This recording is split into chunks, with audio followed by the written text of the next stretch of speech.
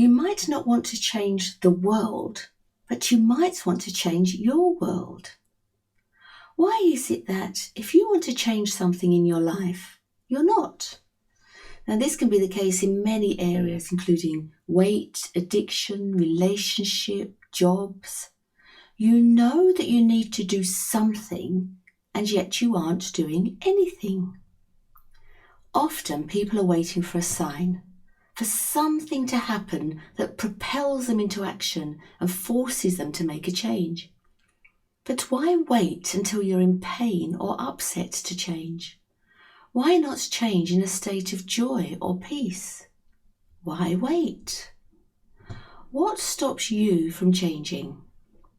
Maybe the change looks too enormous, too immense. Maybe you have to lose a few stone or leave a relationship and you just can't see how to make the change. You can't see how the change will result. Do you need to see it right now? Right now, all you need to do is take the first step. That's all you have to do. It's so easy to become overwhelmed by the enormity of something we want to do. But in this second, it isn't enormous at all, is it? Now, this might be why change seems to be so difficult. Could it be that even though we experience between 60 and even 100,000 thoughts a day, at least 90% of those thoughts are the same thoughts as the day before? Now, how can that be? How can we have the same thought? We know that thought can only last a nanosecond, and we know that we don't control what thoughts appear to us. So how can we keep having the same thoughts day after day? When we have the same thoughts, we make the same choices, and then we repeat the same actions, and this creates a neural pathway, and we keep firing this pathway.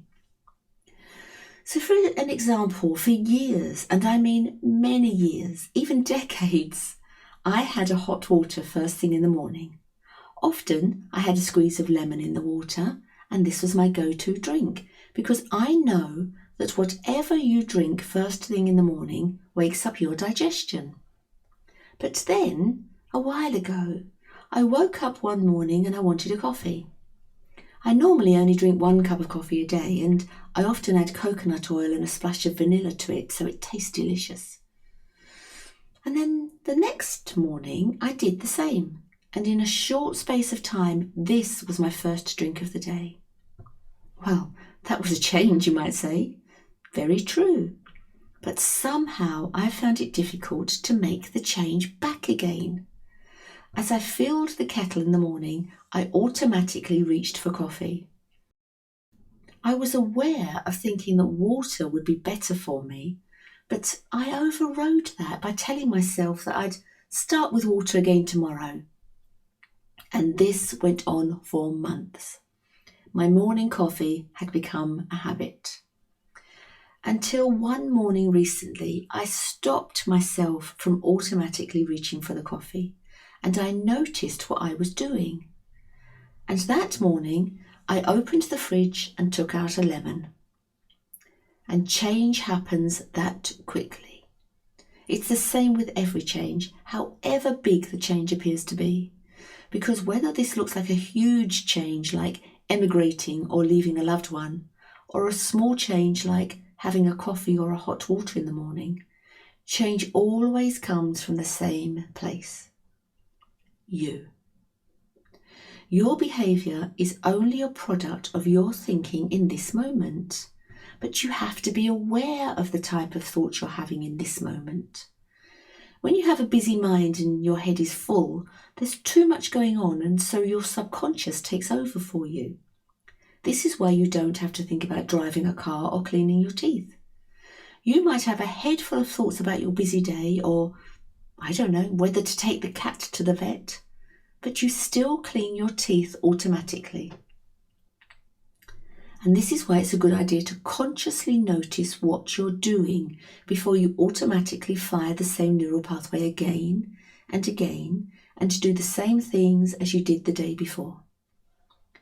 When you keep doing the same things, you hardwire your brain into the same patterns, a set of programs that become who you think you are.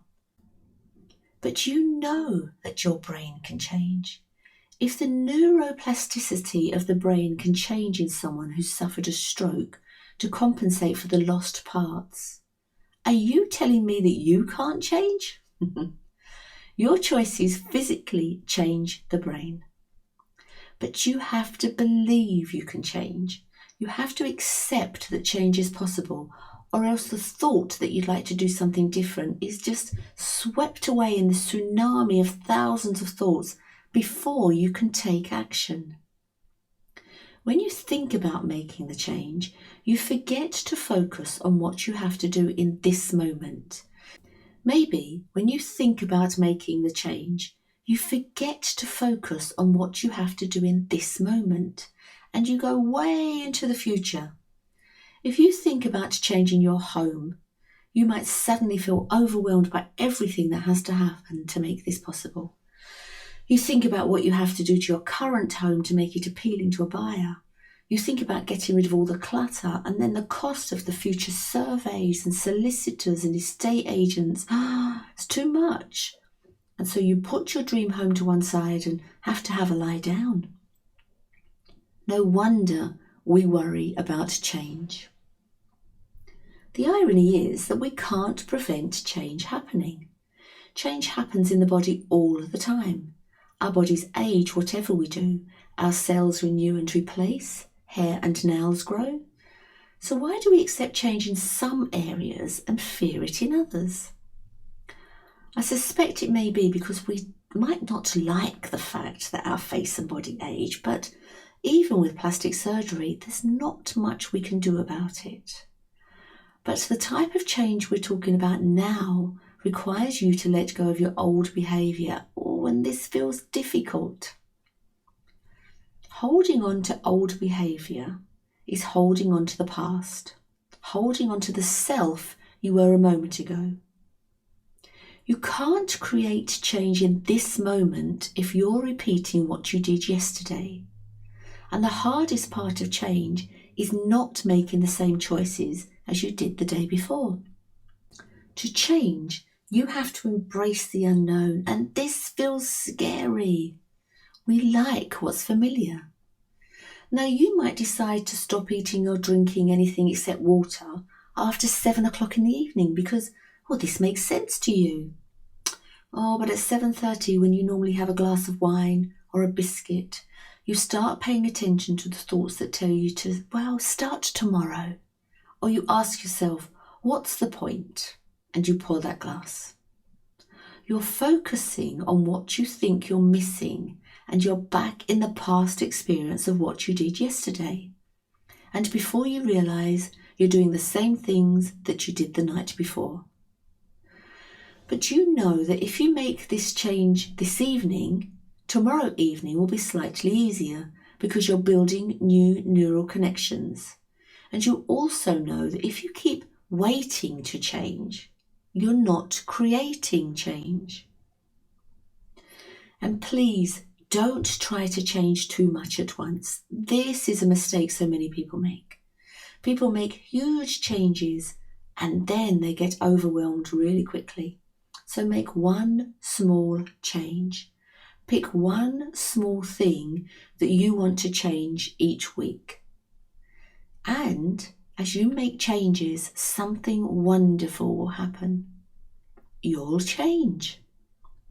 And because you are instigating the change rather than relying on something outside of you like a diet sheet or a list of foods that you can and can't eat, or even that sign we talked about earlier, you'll find that naturally and organically your tastes will change.